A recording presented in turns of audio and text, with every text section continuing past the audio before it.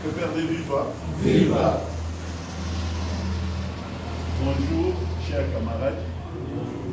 Je crois que je vais aller droit au but. Par pure forme, je vais commencer par me présenter. Si je dis c'est par pure forme, parce qu'il y a déjà un certain nombre de camarades ici avec qui sont en digital via les réseaux sociaux. Donc je m'appelle Papi Tamba. Je suis un des communicants ou des communicateurs du parti ainsi que l'IFCC. Je suis ici au Nord Kivu avec l'ex-première dame. Je fais partie de sa délégation. Mais depuis Bukavu, il y a une idée qui avait germé dans ma tête. Je me suis dit pourquoi ne pas profiter de notre séjour pour échanger avec les camarades et procéder juste au renforcement des capacités pour ceux qui touchent essentiellement les réseaux sociaux dans leur communication. Et je vous dirai pourquoi essentiellement les réseaux sociaux. Alors, il aurait fallu que je puisse obtenir l'autorisation du secrétaire permanent. J'ai appelé le secrétaire permanent qui tout de suite m'avait donné sa bénédiction. Donc je vous salue au nom du président national et ainsi qu'au nom du secrétaire permanent Emmanuel Ramazan.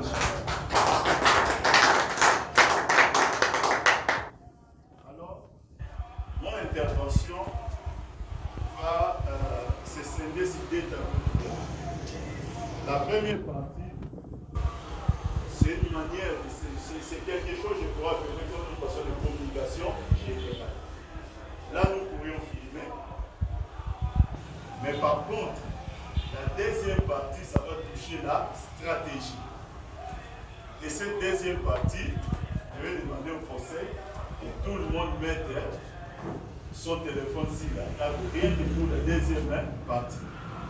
Parce que si vous révélez vos stratégies devant nos adversaires, ça veut seulement dire que nous-mêmes nous tirons une balle au pied.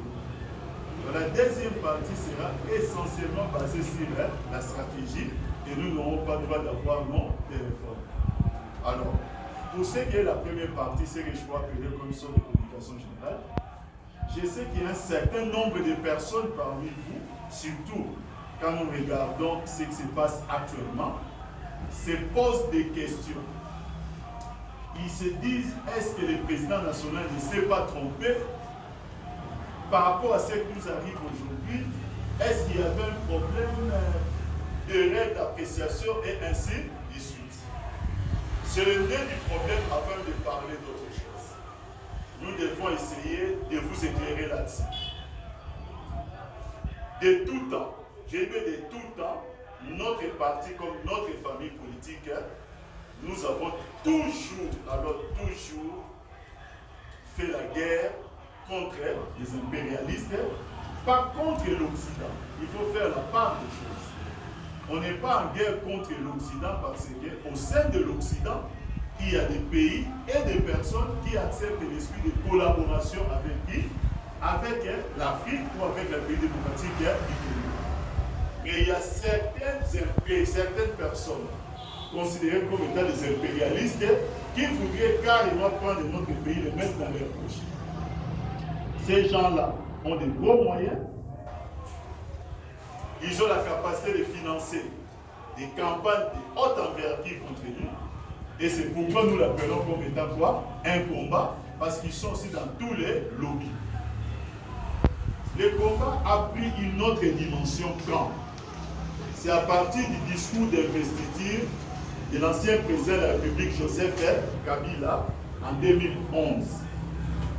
Il avait annoncé une chose par rapport à comment est-ce que nous pouvons entrevoir l'avenir de nos minéraux. C'est-à-dire quoi? Aujourd'hui, nous exploitons du brut. Quand nous faisons de l'exploitation, c'est du brut. Le brut est vendu dans les marchés communs. Dans les marchés communs où les vendeurs ne fixent pas les prix. Le prix est fixé par qui? Par l'acheteur. C'est tous les jours que vous devez vous réveiller pour savoir quel est le fixing de Londres, quel est le prix, les taux du jour, ainsi de suite. Sauf que, lorsque nous vendons du brut, le brut qui est acheté à moindre coût dans les marchés communs, ce brut-là est comment? Transformé. Je vais vous donner un exemple. Vous vendez une tonne métrique de cuivre en brut. Lorsque c'est transformé en fil électrique, on nous les revend ici. Sauf qu'on nous les revend maintenant avec une très forte valeur ajoutée. C'est-à-dire, vous vendez du brut à un prix, mais vous rachetez les produits finis à partir du brut, mais à un prix largement supérieur. C'est-à-dire, en termes de balance commerciale, nous faisons ce qu'on appelle des fausses affaires. Vous ne pouvez pas vous développer ou développer un système en vendant moins cher et en rachetant comment? Plus cher. Alors, dans ce discours-là, il avait envisagé une série de mesures pour dire que, voilà, nous devons un jour arriver à exploiter ou à transformer notre brut comment sur place. En première vue, ça devrait arranger les entreprises qui font la transformation. Pourquoi? Parce qu'il y a plusieurs frais qui vont disparaître, tels que le coût du transport. Vous exploitez le cuivre sur place et vous les transformez comment? Sur place. Il y a plusieurs frais qui ne vont plus exister. Mais curieusement, ça a été un motif pour qu'il soit comment? Indexé. C'est là que commence le M23. Et après le M23, une série de quoi? Des choses. Maintenant, il a tenu ferme. Et le couronnement, c'était quoi? Le couronnement, c'était maintenant le nouveau code minier. Que le nouveau code minier, malheureusement, sa promotion n'est pas assez. C'est-à-dire, nous ne nous approprions pas de ça vis-à-vis de la population pour montrer cette grande victoire de Joseph Kabila pour le peuple congolais. Mais ça a été un motif pour maintenant faire comment? Les combattre davantage. Premièrement, le nouveau code minier, il est promulgué en pleine année électorale. Avant de le promulguer, la loi passe régulièrement dans les deux chambres du Parlement. Régulièrement. Ça arrive au niveau du président de la République. Les miniers demandent demandent une audience. Ils vont demander à l'ancien président de la République de surseoir la publication de cette loi pour demander à ce que le Parlement puisse faire une deuxième lecture. Sur base de quels éléments? Des éléments infondés. Il leur a seulement répondu qu'imaginons nous sommes aux États-Unis d'Amérique. Imaginons nous sommes aux États-Unis d'Amérique. Une loi passe au Congrès et la loi passe comment? Au Parlement, au Sénat plutôt. Et un groupe d'hommes d'affaires congolais vont voir le président Trump, à sa époque c'était lui, pour demander au président Trump que la loi ne soit pas comment promulguée. Imaginez ces cas de figure, quelle va être la réaction du président Trump. Tout cela, c'est très bien pour le pays, mais pour ces gens-là, c'est quelque chose qui montre qu'ils devenaient l'homme à abattre. Une fois, il nous a laissé à Kinagati. Nous étions encore au début de l'an 2018. Non, on était en 2016 au début plutôt. L'année de tous les enjeux et de toutes les menaces possibles, vous vous rappellerez de ça. On lui pose une question. On dit, mais Excellence, le président Sassou vient de, non pas réviser, il vient même de changer sa constitution. Communauté internationale, silence comment? Radio. Personne n'en parle. Alors que le président Sassou est au pouvoir avant vous. Non, il est fini, je sais même, je me rappelle. Il dit le président Kagame vient de réviser sa constitution et ce qui lui donne la possibilité de briguer le mandat présidentiel jusqu'à 2034. Communauté internationale, silence radio. En Ouganda, le président venait de réviser la constitution pour un 5e mandat.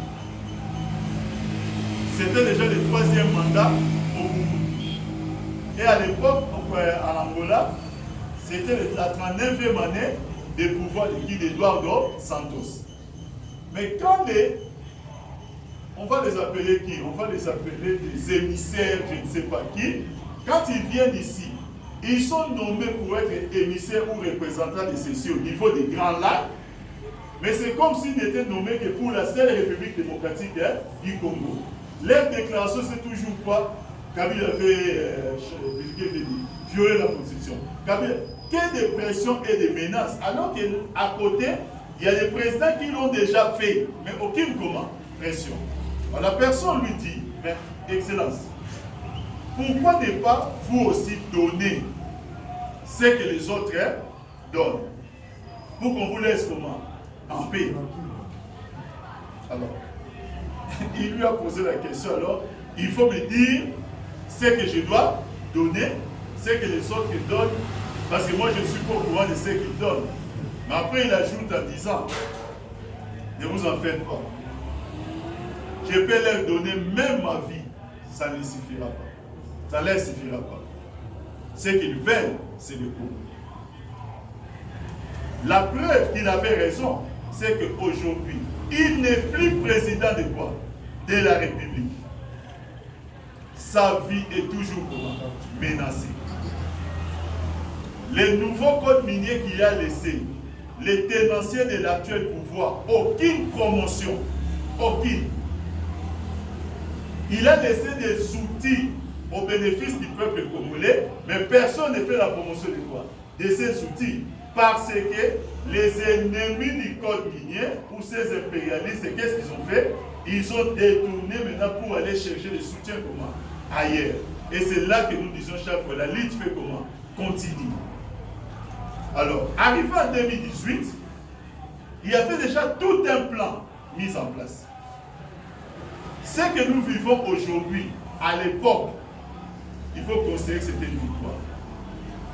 Mais cette victoire-là, on n'était pas naïf. On savait très bien qu'en remportant cette victoire, on était préparé pour de nouveaux combats. Parce qu'on savait que cette victoire serait comment? Éphémère. On le savait. Mais à l'époque, c'était la meilleure décision pour moi à prendre.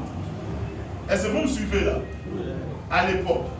Maintenant, aujourd'hui, il y a quelque chose de très important qui commence maintenant à se dessiner. L'histoire donnera raison à Joseph Kabila, l'histoire donnera raison au PPRD. Ne vous en faites pas. La particularité du PPRD, c'est que c'est un parti qui est né au pouvoir. Joseph Kabila est déjà président et le PPRD né au pouvoir. Ça veut dire qu'on n'a pas pu filtrer les bons et les comment et les mauvais. C'est comme aujourd'hui avec leur fameuse Union Santé. Moi je l'appelle comme ça. Parce qu'il se tire des verres pour dire à la santé. Je peux vous le dire, si le PPRD a tenu 18 ans, mais va continuer à tenir, l'Union Santé ne fera pas 6 mois. Quand vous êtes au pouvoir, vous avez un gâteau. Les gens ne viennent que pourquoi? Pour les gâteaux, mais c'est difficile en tant qu'homme de savoir ce que les gens pensent où. Dans leur cœur. Aujourd'hui, il ne faut pas voir les départs qu'on enregistre d'un mauvais œil. Il y a un grand indicateur et nous devons le capitaliser. Nous sommes aujourd'hui les 16 décembre. Ce mois de décembre était présenté comme étant un mois qui sera la fin du monde pour les gens du PPRD ou pour les gens du FCC. On avait annoncé des choses comme quoi il y aurait des discours, il y aurait des actions comme ça, et après cela, on va voir les peuples comme si les léopards qui venaient de marquer un but de quoi? Un but à la finale de la Coupe du Monde. Faux. Les mois viennent de se passer, tous ces événements, ils ont vanté, sont derrière qui? Derrière vous. Ça veut dire que les peuples commencent à voir un autre comment? Regarde. Maintenant, c'est à nous d'aller vers ces peuples avec des bons arguments pour un corps à corps. Et je peux vous le dire que l'avenir du PPRD est beau. Vous comprenez? C'est l'heure aujourd'hui des gens qui sont engagés. Aujourd'hui, on commence à reconnaître la véritable valeur de qui? Des combattants. Il y a eu des erreurs. Mais sachant les combats qu'on a menés, on ne l'a pas perdu.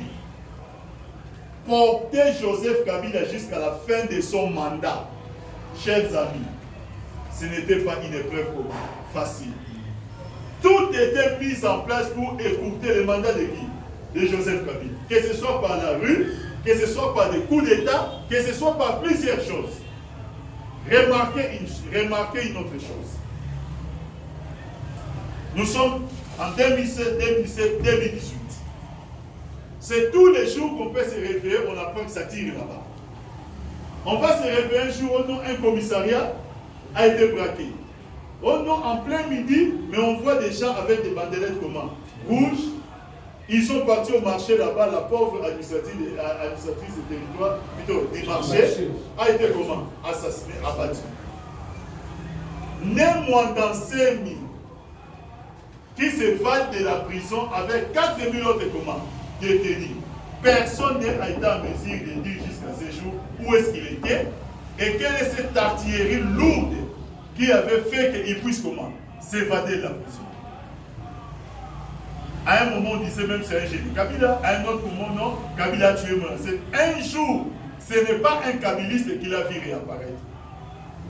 Qui sait où était menacé et d'où venaient les armes de guerre à Kinshasa? Comme par hasard, depuis la première alternance, tous ces événements n'existent plus. Comme par hasard, c'est lui qui voudra faire un jour l'école de gendarmerie ou de police. On leur dira que si vous voulez mener une enquête face à un crime, la première question à vous poser, c'est à qui profitent les crimes? Alors, à qui a profité ces différents événements pendant 3 années dans notre pays, où c'était carrément la guerre qui s'est installée où? Dans la capitale. Et pourquoi aujourd'hui ça n'existe plus? Posez-vous quoi? Des questions. Pour vous dire à quel point ce n'était pas facile. Lorsque nous considérons la situation d'aujourd'hui, disons-nous qu'arrivé à la fin du mandat de Joseph Kabila, organiser les élections et même une semaine avant les élections, on va bombarder l'entrepôt de quoi? De la CENI. Pour éviter quoi? Les élections. Parce qu'aujourd'hui, ce que vous devez dire et capitaliser, que c'est par le fruit d'une grande lutte que Joseph Kabila est le père de la démocratie congolaise et il est le père de la première alternance pacifique dans notre pays.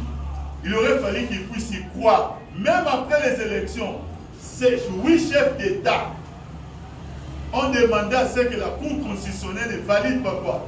Les résultats avant leur comment? Arriver. Les gens oublient tout cela. Les gens oubliaient tout cela. Mais ne vous en faites pas. Dieu n'a pas fait comment? N'a pas oublié cela. Et la victoire appartiendra toujours à qui? Aux hommes qui sont injustement comment? Accusés. Il ne faut pas avoir peur d'être accusé dans la vie. Posez-vous seulement la question. Je suis aujourd'hui accusé justement ou comment? Injustement. Vous êtes accusé injustement, Dieu sera avec vous. Et cela va se définir, va se dessiner dans les mois et dans les années comment? À venir. Ce n'est pas la fin du PPRD, ce n'est pas la fin de Joseph Kabila, ce n'est pas la fin du FCC. Croyez-moi. Chers camarades, PPRD viva. Viva. Vous êtes ici à côté, à l'époque de Idi Amin. Il était totalement sali par qui? Par l'Occident. On a présenté Idi Amin comme qui? C'est lui qui balançait ses opposants au lac afin de les faire bouffer par qui? Par des crocodiles. 10 ans après sa chute, on va se rendre compte que c'était quoi? Un montage de l'Occident. Par quoi? Par la propagande. Bokassa a été présenté comme quelqu'un qui mangeait, donc un cannibale qui mangeait la chair humaine. Plus tard, on va se rendre compte qu'après sa déchéance, tout cela était comment? Faux. Saddam Hussein, la première guerre qu'on lui a menée, lorsqu'ils étaient en train de chercher des crédits, George Bush père avait connu un blocage au niveau du Congrès. Le Congrès ne voulait pas lui accorder les crédits pour aller faire la guerre en Irak. Ils ont pris la fille, suivez-moi très bien, la fille de l'ambassadeur de Koweït aux États-Unis d'Amérique. Cette fille est passée sur CNN en pleurant, elle avait 17 ans. Qu'est-ce qu'elle a raconté? Que les soldats de Saddam Hussein ont envahi le Koweït, ils sont allés juste dans les hôpitaux, ils bâillonnaient des bébés éprouvettes. Ils allaient trouver des bébés qu'on appelle machopé, je ne sais pas comment on les appelle, qui étaient, vous savez, les bébés avant terme. Et ils prenaient les baïonnettes, ils étaient comment les faire, comment les baïonner. Ça créait un émoi populaire. Les mêmes jours, le Congrès a débloqué les crédits à qui? À George Bush père. Les mêmes jours, à 3h du matin en France, le Sénat qui bloquait pour le président Mitterrand a débloqué les crédits. Et la guerre s'est constituée avec 29 États. Une coalition pour attaquer qui? Saddam Hussein. 10 ans plus tard, les journalistes d'investigation vont découvrir que c'était quoi? Un mensonge, un montage. Et regardez les dégâts qu'ils ont créés. La deuxième vague de la guerre qui a emporté Saddam Hussein, là ils l'ont seulement fait avec les gros quoi, les gros pas. Parce qu'ils sont tentés maintenant avec des photos satellites. Ils sont partis au Conseil de sécurité avec Colin Powell pour dire que voilà, là, il y a des armes de destruction comment? Massives. Il y a des armes chimiques, des laboratoires, des usines que Saddam Hussein entretient. S'il fallait chercher des pays qui entretiennent des usines, des armes chimiques, je crois que comme les sièges de l'ONU est à New York, en tout cas, c'est d'abord dans ces pays-là qu'il faut en trouver comment? Plein. Mais il vient avec des photos triquées pour parler de ça où? Plutôt en Irak. Mais cette fois-ci, l'ONU ne les a pas suivis. Et ça a été démontré, une honte, que ces photos étaient comment? Truquées. Il n'y a eu aucune arme chimique fabriquée où? En Irak. Mais ils ont créé un désordre. Ils ont utilisé les gros bras. Saddam Hussein est mort. Et aujourd'hui, c'est chaque jour qu'on enregistre un minimum de 50 morts en Irak. Une fois à la télé, j'étais en train de suivre un programme. Ces jours-là, j'ai eu la plus grande tristesse de ma vie d'être un Africain et un noir. Les Américains présentent un plan de reconstruction de l'Irak. Vous savez, évalué à combien? 88 milliards de quoi? De dollars. Qui vont construire ça? Eux, en échange de quoi? Du pétrole comment? Irakien. C'est-à-dire, ils détruisent les pays. Mais ils viennent pour reconstruire les pays en empochant tous ces argent. Je ne sais pas comment les Irakiens vont réagir par rapport à ça. Venons ici en Afrique, revenons en Afrique avec qui? Avec Kadhafi. Regardez ce qu'ils ont fait où? Je ne sais pas si parmi vous, si vous ne l'avez pas lu, je vais vous le recommander. Il y a un livre écrit par des journalistes d'investigation français. C'est La machine Soros en Afrique. Si vous ne l'avez jamais lu, je vous le recommande. Ces deux journalistes d'investigation ont démontré comment la machine Soros en Afrique a réussi à renverser les régimes, là où ils avaient envie de renverser quoi? Les régimes. Ils ont réussi partout, sauf où? En République démocratique du Congo. Ils disent qu'ils ont réussi partout, sauf en République démocratique du Congo. Vous savez pourquoi? Parce qu'en République démocratique du Congo, eux-mêmes l'ont dit, ils ont une machine anti-intox qui est comment? Terrible. Dans les réseaux comment? Sociaux. Laissez-moi vous dire, avec beaucoup de simplicité, c'est une fierté pour la personne qui est en face de vous. Parce que cette personne est la pièce maîtresse de cette machine comment? Anti-intox. Dans les réseaux sociaux. Le fait de voir qu'ils l'ont reconnu, moi ça m'a fait comment? Ça m'a fait plaisir. Ils ne sont pas à niveau. Vous vous rappellerez des slogans, transition sans Kabila. Vous vous rappellerez des slogans quand ils sont partis à l'île de Gorée. À leur retour, c'était je ne sais même pas quoi. Il y avait beaucoup de choses comme ça. Ce n'est pas l'union santé qu'il faut nous impressionner. Nous sommes habitués avec quoi? Avec ce genre de quoi? Des slogans et ce genre de composition. Mais nous, ce que nous disons au président national, ce que nous disons à nos autorités, le PPRD est en place. Les troupes sont comment? Requinquées. Les troupes sont en place, déterminées. Nous ne nous rendrons pas et nous n'abdiquerons pas. Camarades, nous ne nous rendrons pas. Est-ce que vous pouvez le répéter ensemble? Nous ne nous rendrons pas et nous n'abdiquerons pas. S'il faut nous tuer, hein? Jamais même. Qu'ils ne s'attendent pas un jour, qu'ils viennent avec une arme où le peuple dira, nous nous rendons. Nous combattons jusqu'au sacrifice comment? Suprême. Pour l'intérêt de quoi? De ces pays. Je veux que ce message-là passe. Applaudissons d'abord pour notre président national.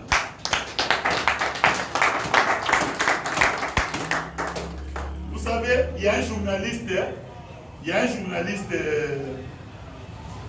camerounais. Il avait dit ceci. Si vous voyez un président en Afrique à qui on cherche tout le temps à faire la guerre, c'est que ce président est bon pour quoi? Pour son pays. On dit que ce président est bon pour son pays.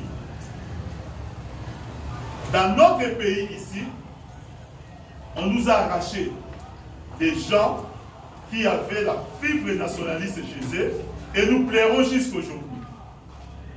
Ça ne sera pas le cas avec Joseph Kabila. On ne va pas l'accepter. Lumumba est mort. Vous savez, les jours que Lumumba est mort, l'IS populaire en RDC, marche de protestation en dehors du pays. Ça dit la diabolisation avait atteint la population, qu'on pensait que la mort de Lumumba c'était pour libérer quoi? Les pays. Aujourd'hui on plaît Lumumba. Pour Joseph Kabila, nous parlerons pendant qu'il est comment? En vie. Là où il y a un mensonge, nous viendrons faire quoi? La vérité. Est-ce que c'est clair, camarades? Oui. PPRD vivre. Vivre. C'est un message à porter. Et ne vous en faites pas. Nous avons des gens aujourd'hui qui commencent à mettre de plus en plus quoi? Leurs oreilles pour écouter les messages de qui? Du PPRD. Il faut aller. N'ayez aucun complexe. Aucun complexe. Moi, je me promène partout avec les labels. De toute façon, est-ce que je suis encore présenté? Tout le monde sait que celui-là, c'est un kabiliste du PPRD où, dans le sang, personne n'a jamais touché un cheveu de quoi? De ma tête. Ne soyez pas impressionnés, ne paniquez pas. Nous ne faisons du mal à personne. Mais nous ne voulons pas que ce qui est arrivé à Lumumba aussi facilement puisse arriver à qui? À Joseph Kabila. Si on n'avait pas fait un travail, comment expliquer Joseph Kabila engage des foules partout où il passe? Malgré la diabolisation, il n'y a pas un seul endroit où Joseph Kabila s'est présenté après 2019. Il n'y a même pas un seul endroit où les gens l'ont incité. Là où il s'est présenté chaque fois, vous savez, à Kolo ici, je ne sais pas si vous avez suivi les images. La population a dit, c'est nous qui allons faire comment? De protéger. C'est la population qui a dit, nous prenons votre... C'est-à-dire, eux-mêmes, ils ont dit, personne ne va l'approcher. Ils ont créé une sorte de corridor. Ils ont dit, si les gens ne veulent pas reconnaître ce que vous faites, venez ici. C'est la première fois de la vie que Joseph Kabila a fait couler quoi? Et là. Cette reconnaissance. Quand ce monsieur arrive au pouvoir, les jours qu'il est, quand il était là en train de prêter serment, il y avait des bombes ici à Goma. Il y avait des bombes. Lui prête serment, mais c'est une partie de quoi? Des territoires. À cette époque-là, vous ne pouvez pas quitter Kinshasa pour venir ici à Goma. Il faut passer par Nairobi. Vous parlez de balkanisation, mais le pays était déjà comment? Balkanisé. Parce qu'il fallait passer par Nairobi quand vous êtes à Kinshasa. Combien parmi vous ici ont souffert que vous êtes à Kinshasa, mais vous ne savez pas comment venir chez vous à Goma et on continue à vous dire que c'est votre pays. La balkanisation était déjà défaite. Aujourd'hui, tous les aéroports de notre pays sont sous contrôle.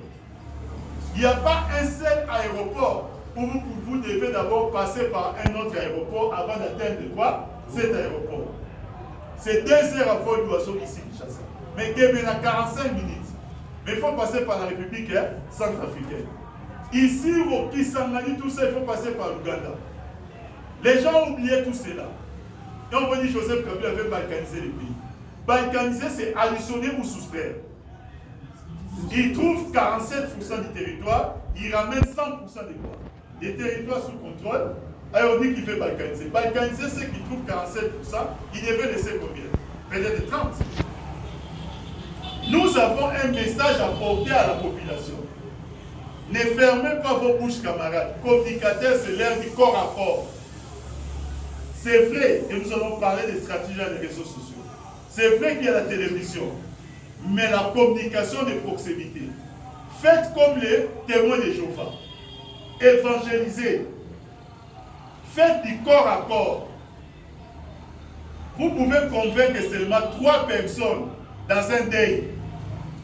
Ces 3 personnes-là vont convaincre 30 autres ailleurs.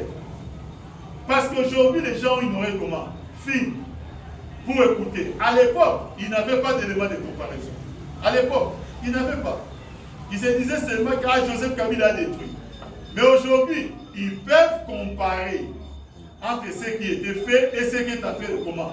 De se faire. Et je peux vous le dire, les gens commencent à avoir un regard comment? Différent. Même les 2 discours dont je vous ai parlé, ce qu'ils ont recherché comme effet, voyez que les riz allaient être comment? Remplis de gens, ainsi de suite, cela a été comment? Un échec. Notre temps comment? A sonné. Quand vous apprenez que tel est parti, laissez-les comment? Partir, qu'ils aillent trinquer leur verre dans leur union santé.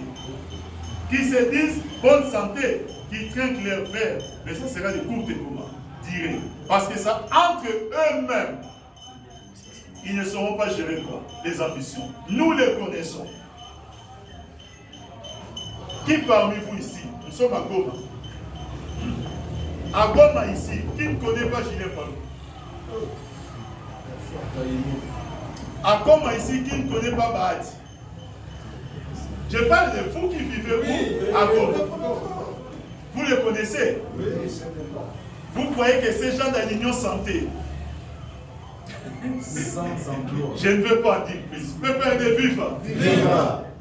Nous les connaissons. C'est comme on dit, on connaît les joueurs et quoi? Et son jeu. Ces gens sont restés avec nous parce que nous les avons supportés. Est-ce que vous comprenez? Ils sont restés avec nous parce que nous les avons comment? Supportés. Alors, bon départ, c'est l'heure maintenant de l'Union Santé de faire comment? De les supporter. Mais tel que je connais les piliers de cette Union Santé, est-ce qu'on peut changer à l'âge de Bahati? Non. On peut changer à l'âge de Julien Paul? Ok. Je n'ai cité que les gens que vous connaissez. Parce qu'on commence à parler des gens qui viennent de loin. Là, vous allez vous dire que non, peut-être X, Y, ça, on ne sait pas. Mais nous parlons des gens que vous connaissez. Et je vais même aller plus loin. Quand on les supportait, c'était contre notre volonté. On les supportait, on se disait, mais pourquoi les chefs font quoi? Les supportent. Parce qu'on les connaît tous. On ne les découvre pas. Disons-les comment? Au revoir. Disons-les au revoir. Mais nous, disons-les au revoir. Bye bye. Nous restons et je peux vous le dire, nous gagnerons. À la fin, c'est nous qui ferons quoi? qui gagneront parce que le peuple va comprendre le sens de quoi? De notre combat. Camarades, nous passons à la partie B. Et pour la partie B, mettons nos téléphones parce que nous sommes maintenant dans la stratégie. Merci beaucoup. PPRD viva. Viva. PPRD viva. Viva. PPRD viva. Viva. Viva. Viva. Joseph Kabila, président national. Quand on dit Joseph Kabila, on se lève quand même. PPRD viva. Viva. PPRD viva. Viva. Viva. PPRD viva. Viva. Viva. Viva. Viva. Joseph Kabila, président national. Aza, Azali, Pea Kozala, Bisope, Toza, Tozali,